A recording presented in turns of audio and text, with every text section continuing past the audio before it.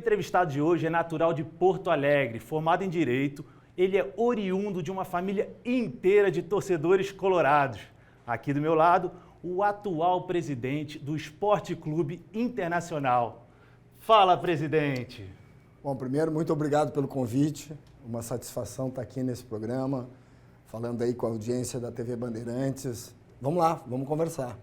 Presidente, a primeira pergunta que eu gosto de fazer para os presidentes que já passaram por aqui é de onde surgiu essa ideia de um dia se tornar presidente. Eu estava fazendo uma pesquisa e vi que seu avô já foi presidente do clube, seu pai já foi presidente, seu tio presidente e agora o senhor já há alguns anos no cargo. De onde surgiu essa ideia? Olha, quando eu era pequeno eu achava que todo mundo tinha um presidente na família, né? O meu avô foi presidente num grande time que foi hexacampeão gaúcho em 1945, conhecido como Rolo Compressor. O meu tio foi o presidente do título invicto em 79, do tricampeonato brasileiro. O meu pai foi vice-campeão brasileiro em 87. Então, esse convívio na parte íntima do clube era natural. Mas eu não pensava, eu pensava em poder colaborar com o clube. Eu entrei no conselho do Inter em 88, e eu tive a oportunidade de ser vice-presidente na gestão do meu amigo Giovanni Luigi em 2013 e 2014. E aí as oportunidades dentro do clube, politicamente falando, elas foram se concretizando e eu me tornei presidente em 2016, quando a gente pegou o clube no seu momento mais difícil da história. A gente vai falar um pouco sobre isso, mas assim, existia uma pressão em casa do seu pai falando, você vai ser presidente quando você crescer, você vai tomar o meu lugar. Não. Até porque conhecendo a vida, o desgaste, a dedicação que um dirigente dá ao clube, meu pai sempre me deixou muito tranquilo em relação a isso.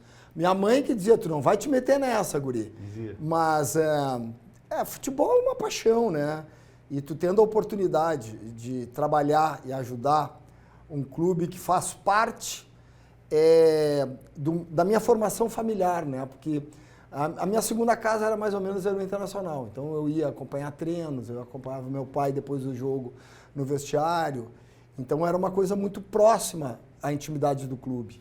E aí quando surgiu a oportunidade, não dá para fugir da briga. E aí o senhor bem mencionou que o momento que o senhor entrou era o momento mais delicado, talvez, da história do clube. No momento que eu fui eleito, quando eu fui eleito, o Inter tinha um jogo ainda para cumprir na tabela de 2016. Em razão da tragédia da Chapecoense, a rodada foi adiada. A eleição ocorreu num sábado. O Inter joga contra o Fluminense, empata e é decretada a queda do Inter para a segunda divisão. Quando a gente se habilita para o processo eleitoral, o clube estava ali, o time estava ali disputando a décima colocação, 12ª colocação. Mas... Não esperava que isso pudesse acontecer. Não esperava que pudesse acontecer, mas a gente é colorado na boa e na ruim, né? Então, assumimos esse desafio. Foi difícil, foi muito difícil. Na Série B, o Inter era o clube a ser batido. E voltamos. E no ano seguinte, tiramos a 3ª colocação no Campeonato Brasileiro, conquistando a vaga direta para a Libertadores da América. Mas ainda sobre as eleições, eu cheguei a ver os números também que me impressionaram bastante, que foram mais de 95% dos votos. A primeira eleição eu fiz 95,8% e na minha reeleição eu diminui um pouquinho, eu fiz quase 93%. São números impressionantes, né? A torcida está sempre ao lado. Não, assim, a gente tem que ter a humildade para reconhecer que na primeira eleição, óbvio que a metade dos votos foi um voto de protesto em razão da diretoria que fez aquela gestão que caracterizou pela queda e também por essas ações que hoje estão sendo objeto de investigação e denúncia do Ministério Público. Foi um voto de protesto, então não tem problema nenhum. Mas a reeleição, já é um voto de reconhecimento pelo trabalho. Que tirou o clube de uma situação ruim, reergueu e colocou em outro patamar. O nosso déficit que nós orçamos para 2017, quando a gente chega no Inter e encontra toda aquela situação, a gente apresentou um déficit de 62 milhões de reais.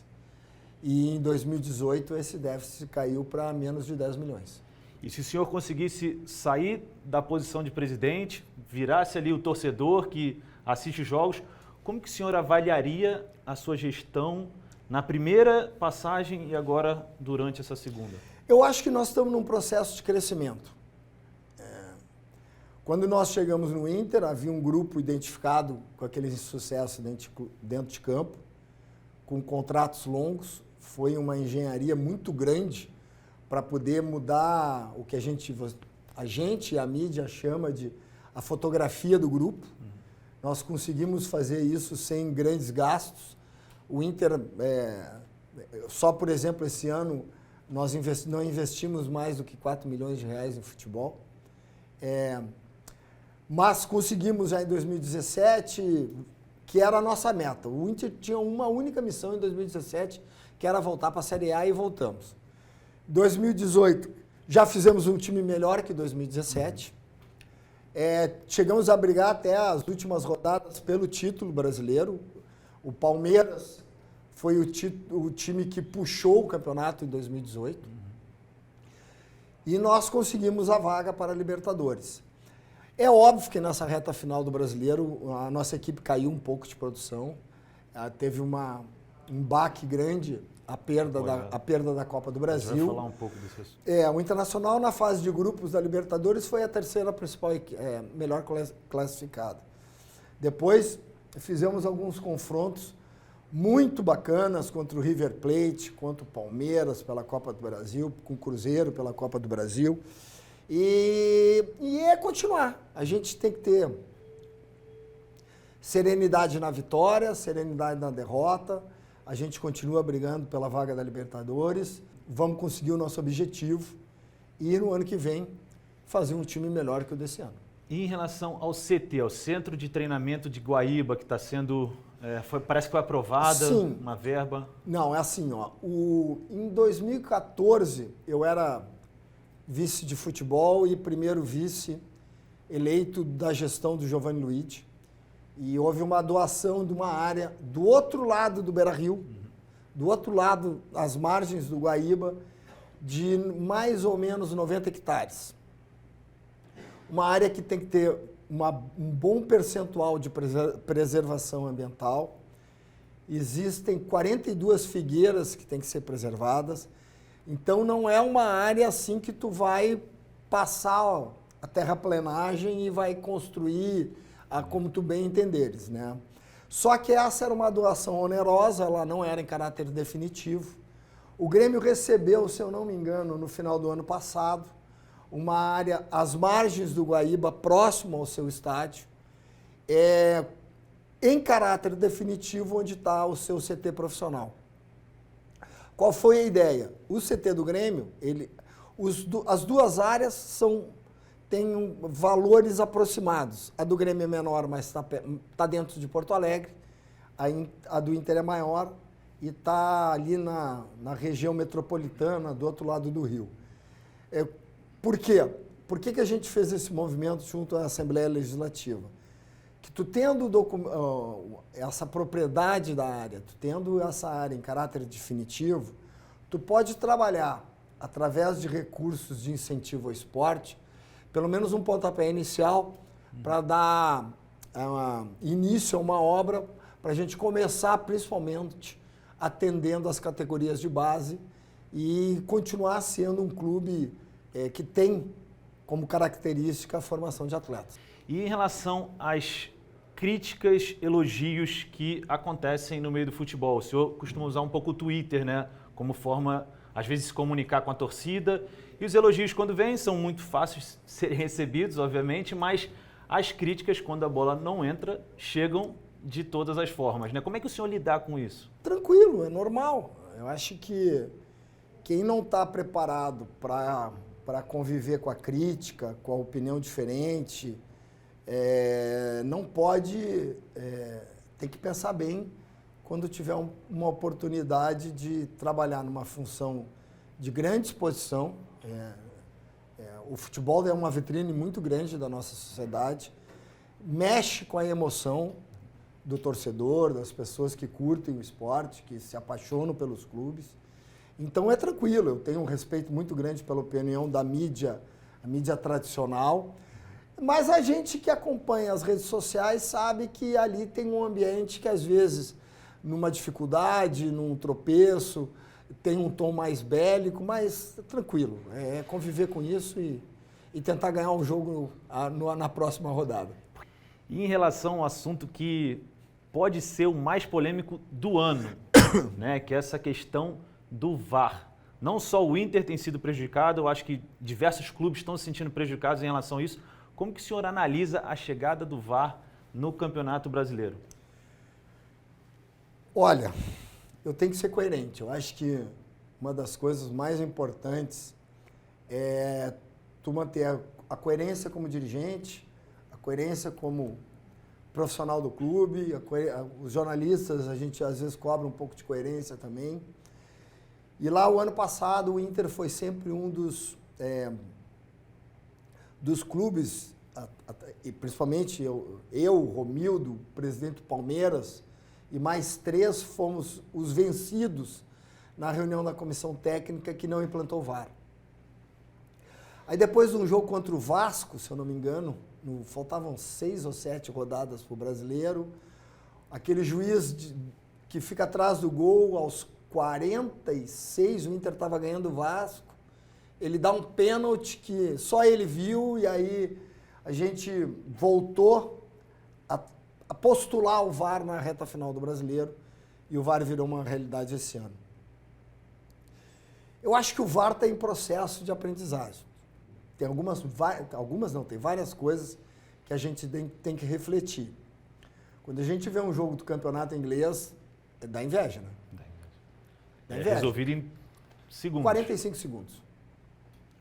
O áudio vai para os torcedores. Para quem gosta de outros esportes, que usa a ferramenta tecnológica para averiguar lances duvidosos, tênis, futebol americano, é o árbitro tem microfone. E no Brasil o árbitro não fala. O árbitro não dá coletiva, eu acho que o árbitro tinha que falar. Mas eu acho que é um processo de aprendizagem. Da forma com que se usa o VAR, né? Principalmente no que diz respeito ao lance interpretativo. Porque aquele lance que é científico, é dentro ou fora da área, entrou ou não entrou no gol, bateu ou não bateu na mão. Agora, a carga, a força, isso é o juiz de dentro de campo que tem a sensação da jogada. Em relação ao ocorrido após o jogo do Palmeiras, existe algum tipo de arrependimento daquela situação, de que o senhor chegou a ser multado, houve alguma coisa em relação a isso? O que o senhor da Copa viu do Brasil? Na Copa do Brasil? Pois é, aquele lance que ele... Vamos ser justos. Ele primeiro chama o VAR e não dá um pênalti a favor do Palmeiras, numa carga do Edenilson, se eu não me engano, e vai no VAR e não dá o pênalti. Mas o lance do Cuesta, que era os 2-0, aos 49 minutos do jogo, praticamente, cara, é um lance muito limpo. Ele é muito limpo. Então, a gente que vê o jogo numa cabine, eu achei o juiz apitando de longe. Isso é uma opinião particular minha. Tá? Eu estou descendo para receber os jogadores na boca do túnel, porque o jogo estava terminando. E o rapaz que estava comigo no elevador disse, ele está anulando. Ele vai chamar o VAR. Eu disse, ele está louco. E aí eu estava ali na beira do gramado, tinha muita gente exaltada, tinha funcionários do clube que extrapolaram o seu comportamento. E quando ele anula o gol do Cuesta e manda o jogo reiniciar, eu volto para a minha cabine. E assisto as cobranças de pênalti no meu reservado. Felizmente o Inter teve nos pênaltis o êxito que teve dentro de campo, a gente superou a excelente equipe do Palmeiras. E eu desço. Quando eu desço, tem uma confusão ali de o pessoal da comissão técnica, do departamento de futebol, um pouco tenso, alguns jogadores, eu entrei no campo, retirei, se eu não me engano, foi o Klaus, e acho que foi o Klaus ou o D'Alessandro, e o juiz passa. E aí eu digo para ele, eu nunca xinguei um juiz, eu digo para ele, tu tem que rever o lance na televisão. E aí eu disse, ó, eu acho que tu tá gordo, eu acho que ele tava fora de peso, depois eu fui julgado, mas eu peço desculpa ao juiz. Eu tinha até um auditor do STJD no meu depoimento, um cara muito elegante, não me lembro do nome dele, e ele disse assim, mas se o senhor me chamasse de gordo, eu ia me ofender. Eu digo, mas o senhor não é gordo, o senhor é um cara muito elegante. Então, ali naquela audiência, eu já me retratei, mas não tive nenhuma punição. Não tive punição. E em relação ao ano de 2020, quais são as expectativas, metas, talvez títulos, Libertadores, novas contratações? Vai ser o meu último ano de mandato. A minha missão no Inter termina no dia 31 de dezembro de 2020. E a gente quer ganhar, quer premiar o torcedor com um título importante e também coroar o trabalho que a gente está fazendo. Então, o que eu tenho dito para o torcedor colorado? O time de 2018, ele era melhor que o de 2017. E o desse ano, melhor que o de 2018. Então, nós vamos trabalhar para fazer um time melhor para 2020 e esse detalhe que faltou, nós vamos trabalhar para atingir o que a gente quer. A meta é um título. É um título. É título. Talvez nacional. Olha, nós vamos brigar aí em todas as competições, né? O primeiro semestre, se a gente tem Campeonato Gaúcho, que o Inter não ganha há 4 anos, vamos brigar, vamos torcer para a Libertadores. Se tiver na fase inicial, já tem jogo em fevereiro. Então tem que estar programado para fazer uma boa pré-temporada. Temos vários jogadores com contratos encerrando, mas aproveitar os nossos jogadores da base, que já estão dando uma resposta muito boa no grupo profissional, e dar oportunidade para outros, que então estão inclusive se destacando nas seleções das suas categorias. Vamos lá. E existe algum jogador que o senhor gostaria muito de ver vestindo a camisa do Internacional? Vamos dizer que chegasse um empresário chinês e falasse assim, ó, escolhe quem você quiser. Um jogador para o seu último ano de mandato. Existe algum nome? Tem. O Tyson. Tyson. Que inclusive teve aquela questão do racismo recentemente e chegou a declarar que queria voltar. A declaração do Tyson, o pessoal pegou uma meia declaração, porque ele diz assim, está na hora de voltar, mas o meu clube já recusou uma proposta de 30 milhões de euros, né? Mas tu perguntou se o gênio da lâmpada vier aqui me... Claro. Bom, um ataque com o Tyson e com o Guerreiro, eu acho que ia ficar bom, né? E o Inter é um clube que teve vários ídolos na história, né? E a gente pode nomear vários. O senhor conseguiria nomear um ídolo? Um não. Eu acho que se eu nomeasse um, eu seria injusto com vários. Top 3? Olha, o grande time de 1970, ele tem vários ídolos, né? Da década de 70. Mas ali tem 2 caras que são especiais, que é o Falcão, meu amigo, Paulo Roberto Falcão, e um cara que é emblemático no Internacional, que tem o maior número de jogos, que se chama Valdomiro Vaz Franco. Acho que a gente não pode esquecer do Fernandão, né? Capitão, que nos levou ao título mundial, e esse cara aí que está 11 anos no Inter, que se chama Andrés D'Alessandro. Em relação ao nome que foi muito importante durante a sua gestão toda, que eu acredito que seja o Odair Hellmann, né? Que foi um treinador que foi muito importante desde o início. Deve ter sido muito difícil essa decisão de tirar ele num momento que não era tão ruim para o Inter de uma maneira geral. Por que isso aconteceu? Lá na aldeia, né, lá no sul, havia uma... Não que isso tenha influenciado, a decisão não veio de fora para dentro. O Odair, ele virou treinador graças à nossa gestão. O Odair, ele era auxiliar técnico, ele trabalhou com o Dunga, com o Klemer, com o Abel, com o Zago, ele trabalhou na seleção campeã olímpica, ele trabalhou com o Guto, ele foi treinador interino por algumas oportunidades, sempre com uma característica de um cara agregador, um cara estudioso, um cara querido por todos nós. E aí, naquela reta final da Série B, ele assume o desafio e a gente volta para A. E a gente efetivou, eu falo a gente, o Conselho de Gestão do clube e o Departamento de Futebol. E o Odair sai da condição de auxiliar técnico e hoje ele é um treinador de futebol profissional.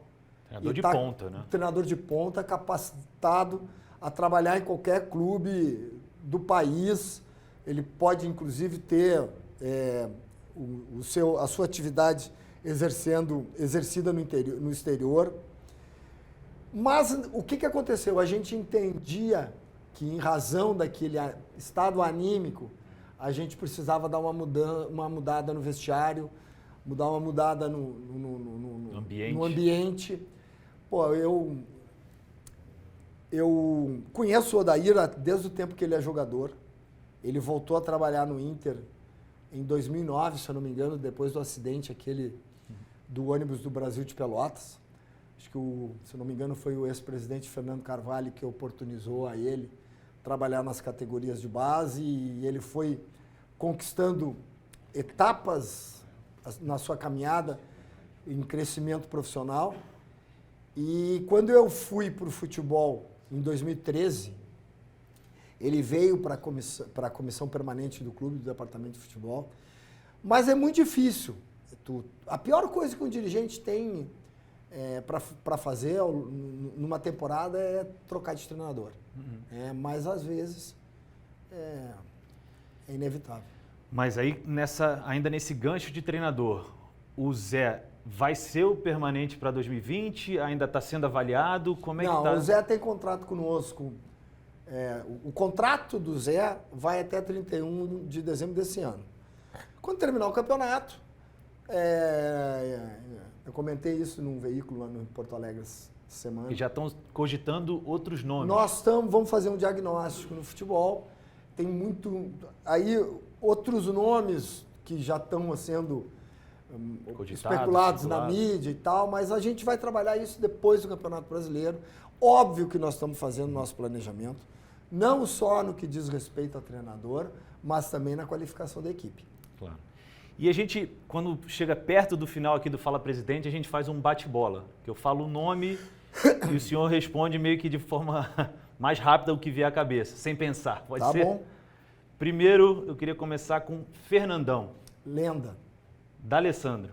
Ídolo. Falcão. O melhor de todos. CBF.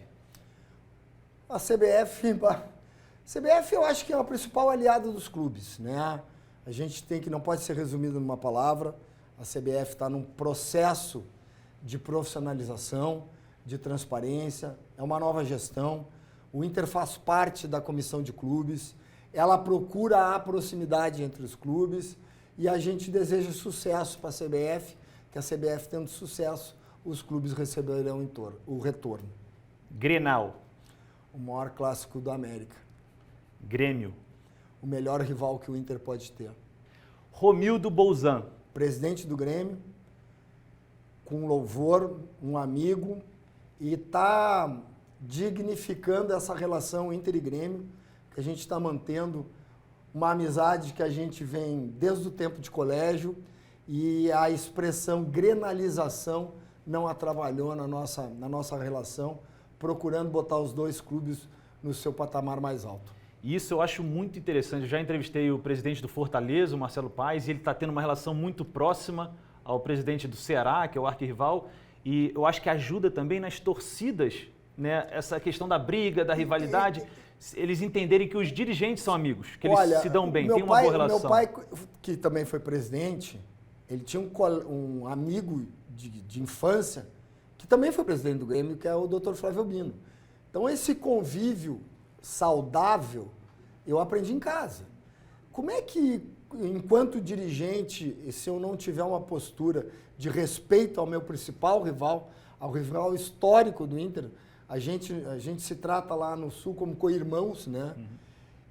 Se eu não respeitar o presidente e os dirigentes da equipe adversária, como é que eu vou condenar uma atitude violenta dos nossos torcedores ou dos torcedores do Grêmio se eu não tiver uma atitude de respeito, de harmonia, de que os dois clubes, eles podem fazer muito pelo estado do Rio Grande do Sul. E a nossa rivalidade tem que ficar só dentro de campo. E para terminar, Esporte Clube Internacional. Pô, minha casa, minha segunda casa. Legal, presidente. Eu primeiro, em nome do Grupo Bandeirante de Comunicação, gostaria de agradecer, aceitou o convite de vir aqui, participar do Fala Presidente, que é um programa que dá voz ao presidente para falar de tudo que está acontecendo dentro do clube, e também a equipe Band Esportes, que está toda aqui com a gente, queria essa entrevista. A gente não podia terminar um Fala Presidente sem um clube do tamanho do Inter com a gente. Eu queria perguntar se o senhor tem algum recado para a torcida do Inter. Olha, torcida colorada, a gente trabalha com a maior seriedade, a gente trabalha de domingo a domingo e a gente precisa do seu apoio incondicional. Faltam poucos jogos no Brasileiro e vamos lá, juntos o ano que vem a gente vai conquistar alguma coisa porque você merece. Presidente, obrigado e até o próximo Fala Presidente.